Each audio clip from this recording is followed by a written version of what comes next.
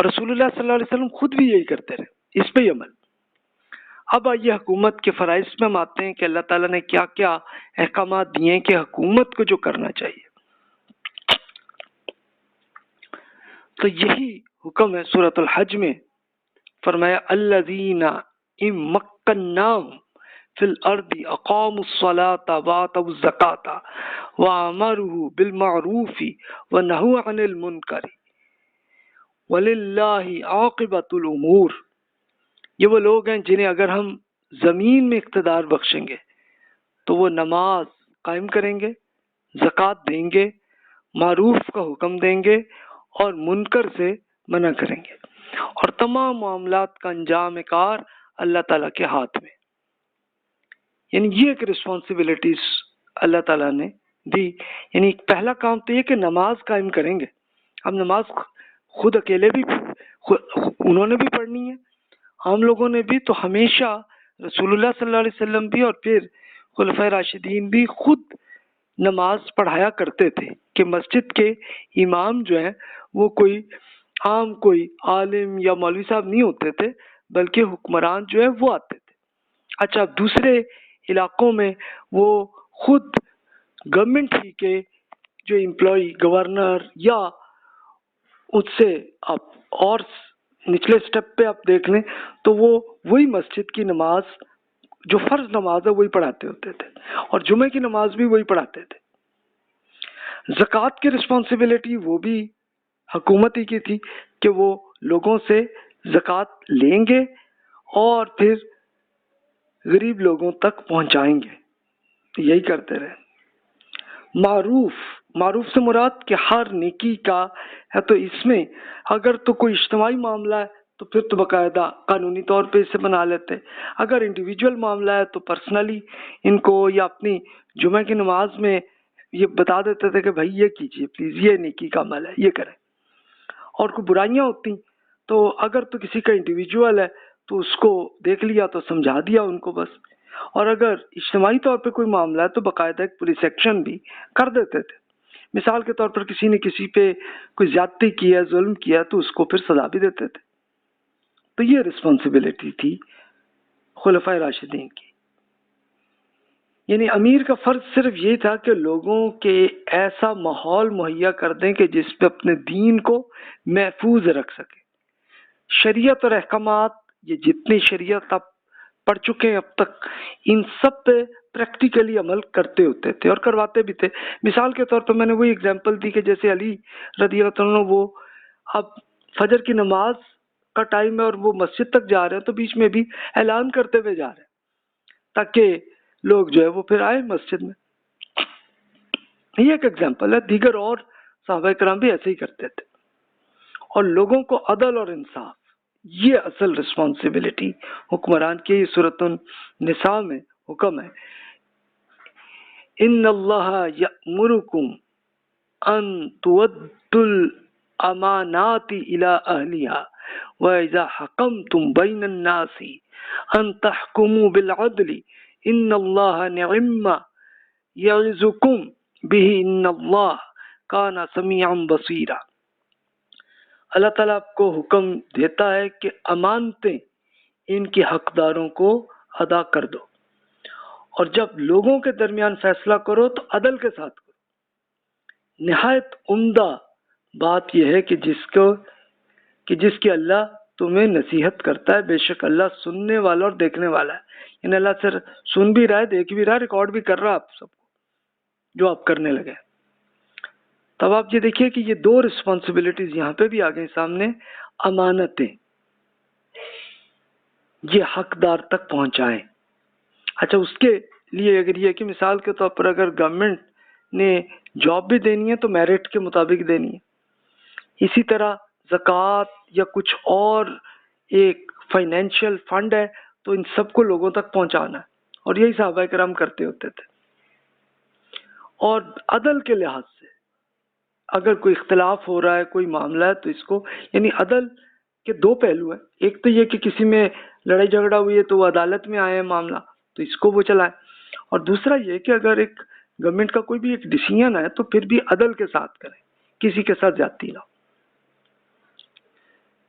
اس کے لیے آپ یہ دیکھیے کہ غیر مسلموں کے حقوق وہ بھی بالکل برابر ہی تھے. اس کے لیے آپ یہ ایک ایگزامپل دیکھ سکتے ہیں کہ عمر رضی اللہ تعالیٰ عنہ نے جب بہت ساری انتہائی زرخیز زمینیں مل گئیں، وہ عراق میں، اسی طرح سیریا میں بھی، فلسطین میں بھی، ایجپٹ میں بھی بہت ساری ملی تھیں، تو انہوں نے یہ دیکھا کہ میرٹ کے مطابق وہی لوگ زیادہ بہتر ہیں کہ جو پہلے ہی کھیتوں پہ کام کرتے رہے اور وہ غیر مسلم تھے، تو انہی کو دیا. اور ساتھ ہی ان کو یہ کہا کہ بھائی جو بھی پروڈکشن ہوگی اس کا 50% آپ کا ہے، 50% آپ گورنمنٹ کے فنڈ میں آپ جمع کرائیں.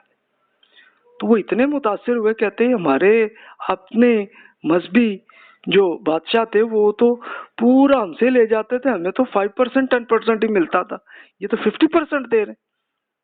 تو اتنے متاثر ہوئے تھے اور پھر آہستہ آہستہ وہ ایمان بھی لاتے رہے. اس لیے رسول اللہ صلی اللہ علیہ وسلم کا ارشاد ہے کہ خبردار جس کسی نے کسی معاہد کسے کہتے ہیں، ایک اقلیتی فرد یعنی غیر مسلم کہ جن کے ساتھ معاہدہ کیا گیا، تو ان پر اگر ظلم کیا یا اس کا حق غصب کیا یا اس کو اس کی استطاعت سے زیادہ تکلیف دی تو اس کی رضا کے بغیر اس سے کوئی چیز لی تو روز قیامت میں اس کی طرف سے مسلمانوں کے خلاف مقدمہ پیش میں خود کروں گا.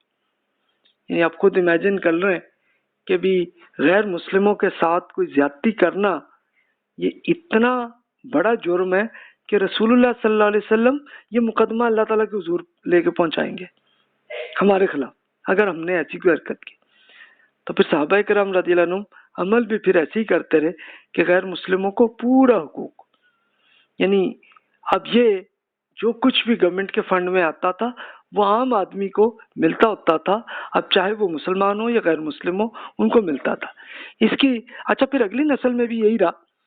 اب مثال کے طور پر آپ خود سندھ میں دیکھ لیجئے کہ جب مسلمانوں کی حکومت بن گئی، محمد بن قاسم جب انہوں نے فتح کیا تو وہ سندھ بھی تھا اور پھر پنجاب کا بھی حصہ تھا، ملتان تک حکومت بنی ہوئی تھی.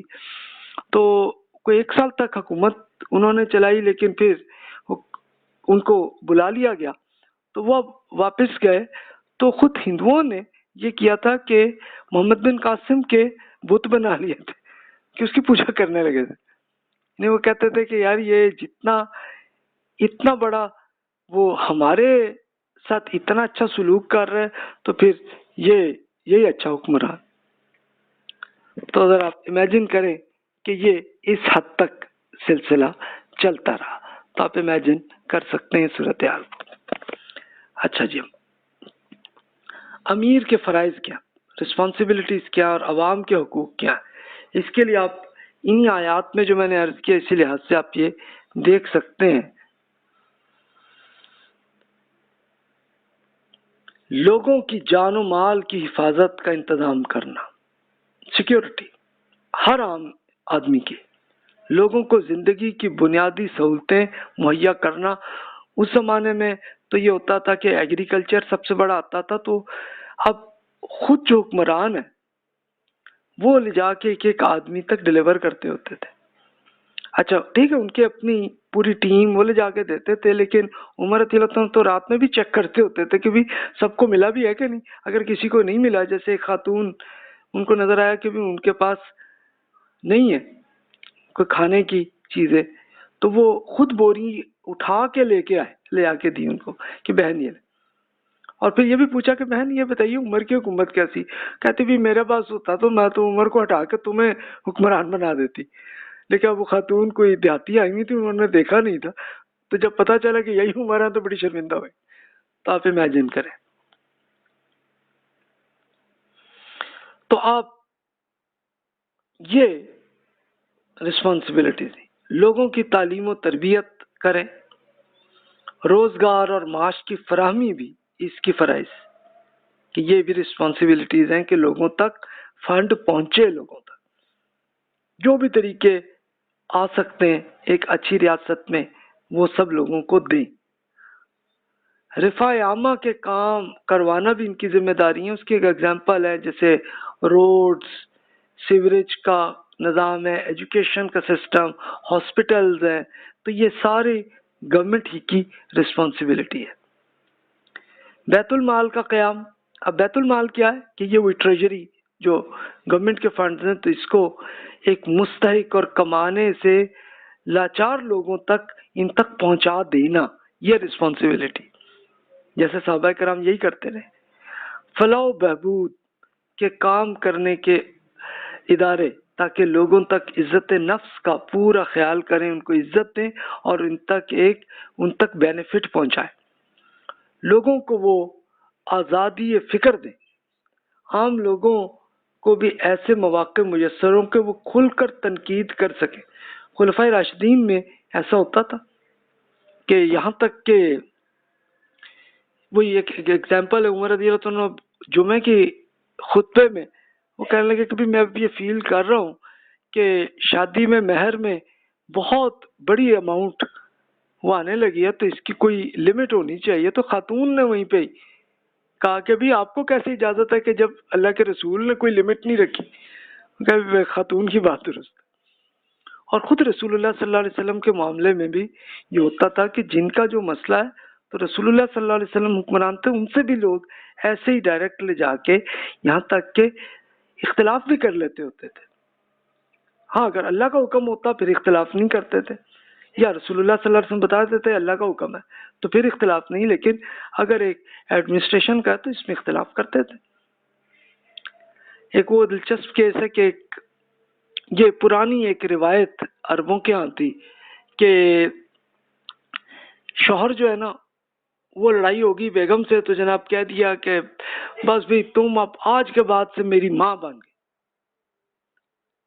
تو اب ایک ہو گیا سچ مچ واقعہ، ایک وہ بزرگ تھے وہ غصے میں کہیں بیگم کو کہہ دیا، تو اب وہ بوڑھی خاتون جو ہے وہ تو رسول اللہ صلی اللہ علیہ وسلم پاس آئیں گی، جی دیکھیں جی یہ معاملہ ہوا ہے، اب میری اتنی عمر ہے، اب میرے ساتھ کوئی اور شادی نہیں کرے گا، میں اس کی ماں کیسے بن سکتی ہوں؟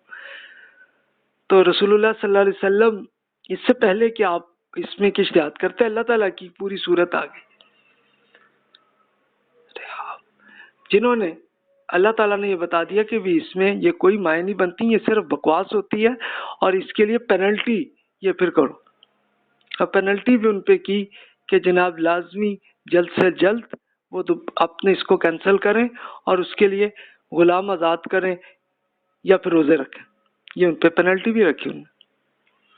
تو اس کے لیے تو پھر یہ ایک پھر رزلٹ بھی ہوا کہ یہی بڑی خاتون جو ہے کافی عرصے بعد جب عمر رضی اللہ عنہ خلیفہ بنے تھے تو ایک بار وہ کوئی مقدمے کے لیے وہ آ گئی، تو عمر رضی اللہ عنہ نے کہا کہ بھی اب یہ خاتون تو وہ ہے کہ جن کا جواب تو اللہ تعالیٰ نے دے دیا، تو میں کون ہوتا ہوں کہ میں اس میں فوراً ایکشن نہ لوں۔ انہوں نے کرایا، پھر کوئی لگتا ہے شاید وراثت کا کوئی معاملہ تھا تو ان کو ملا ان کو۔